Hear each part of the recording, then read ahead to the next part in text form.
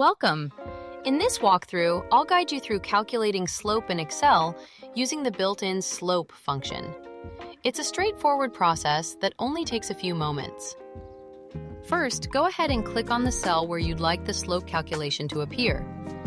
This is where your result will show up once we're done. With your cell selected, head up to the top menu bar and click on the Formulas tab. This gives us access to all of Excel's calculation tools. In the Formulas ribbon, you'll see More Functions. Go ahead and select that option. A drop-down menu will appear.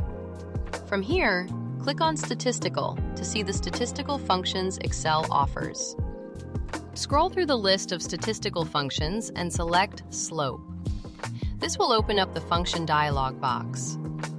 In the Known-As field, enter the cell range that contains your Y values. These are your dependent variable data points.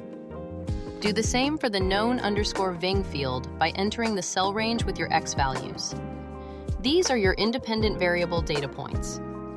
With both ranges entered, click the Insert button to apply the formula to your selected cell. Perfect! Excel has now calculated the slope, and you'll see the result displayed in the cell you selected at the beginning. That's all there is to it.